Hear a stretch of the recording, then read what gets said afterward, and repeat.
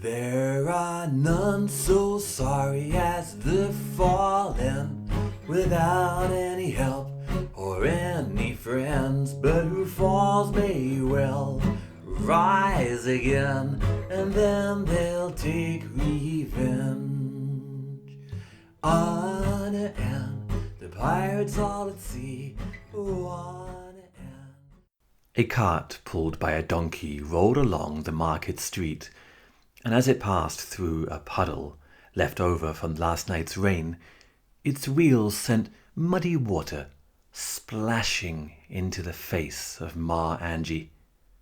The driver cackled with delight, and Ma Angie added him to the list in her head of everyone who would one day be sorry.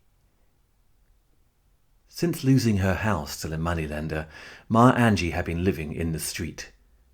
She soon realized that she had no friends. The only people who had been friendly before had been scared of her. But who was scared of an old woman and living in the gutter without a penny to her name?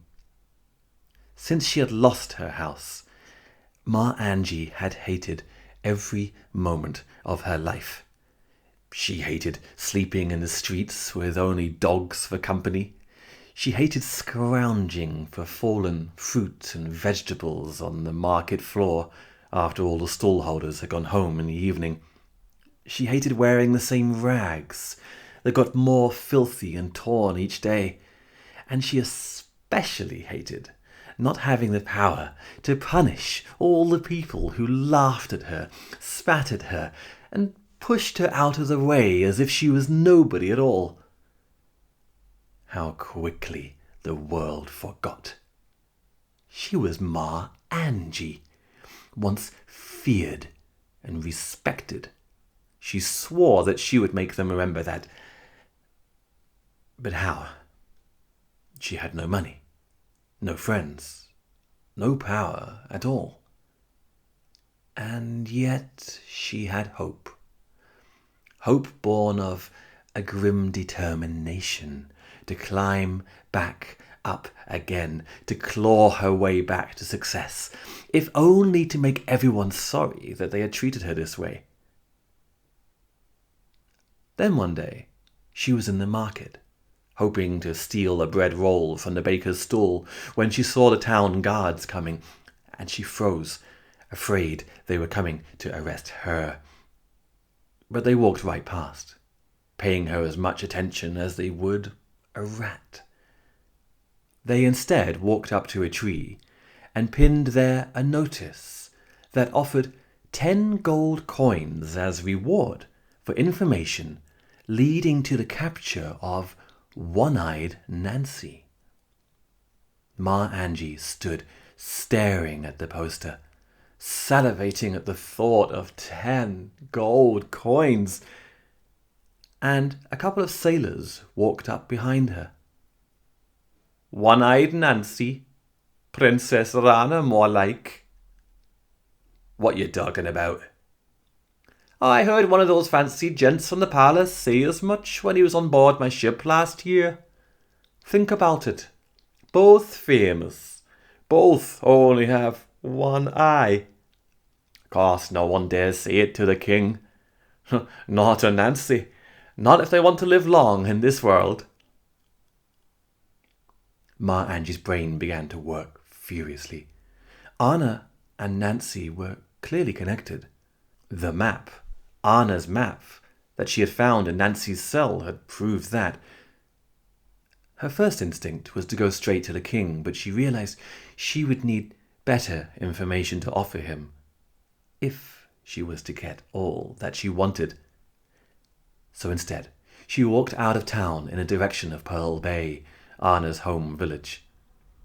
Ma Angie was used to riding there in comfort, in a carriage drawn by horses while she snacked on expensive treats. But now she had to drag herself along on foot, burned by the sun, soaked by the rain, with nothing to eat, begging rides in vain from the carriages that rolled past, sending clouds of dust into her face. After 3 days she made it to the village, but she was so weak and exhausted that she fell down by the side of the road in a fever. But the stars shone favourably on Ma Angie that day, and it happened that a little while later Arna's father, Luceo, came by, and he rushed over to help her at once. She leant on his shoulder, and they walked back to the hut where he and Arna had lived together. Now, had he known that she was in fact Ma Angie, he might well have left her where she was, but in truth, months in the street had left Ma Angie a shadow of the formidable woman she had once been. Gone were the fancy clothes, gone were the jewellery. She was so thin and wretched that Luceo didn't for a moment suspect that she was the pearl dealer who used to come and take advantage of the local divers. It took 3 days before Ma Angie was well enough to open her eyes, and when she did so, she found Luceo was there with a bowl of warm soup and a smile. A wave of glee flooded her eyes at her good luck, but she forced herself to continue to look helpless and grateful.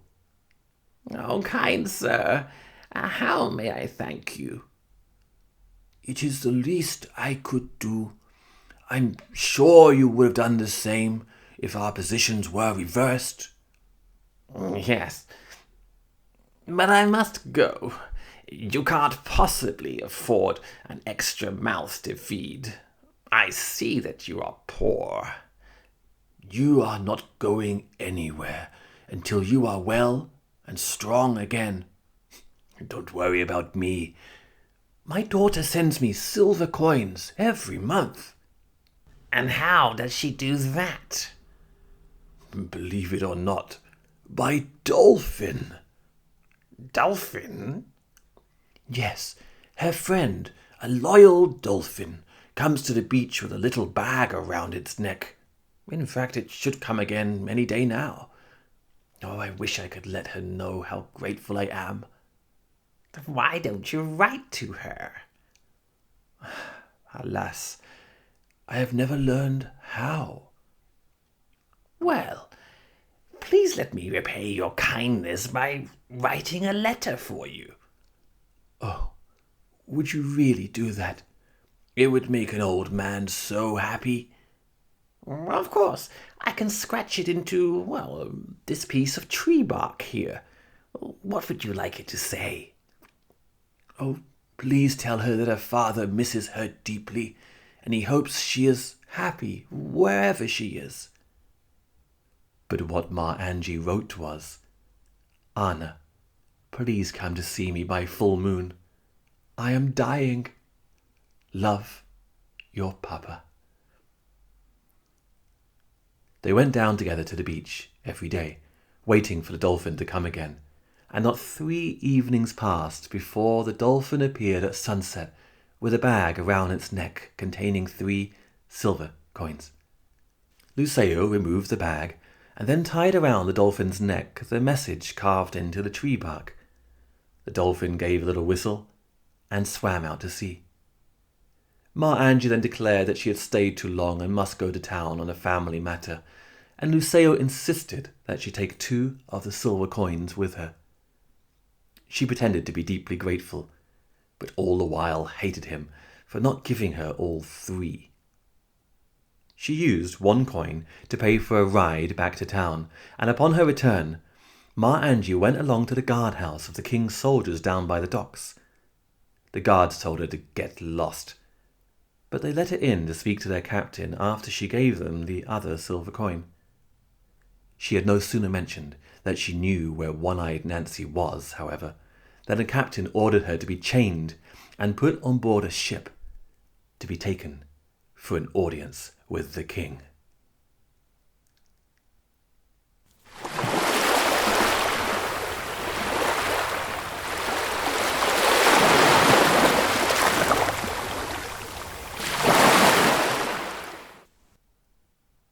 And in the next episode, we'll find out just what Ma Angie has to say to the king, and the king to Ma Angie.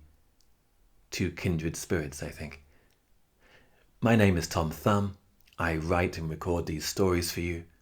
If you're enjoying them, well, Maybe somebody else you know would enjoy them too. Let them know. Arna and the pirates all at sea. Oh, Arna and the pirates all at sea. Arna and the pirates all at sea, and they'd never come home.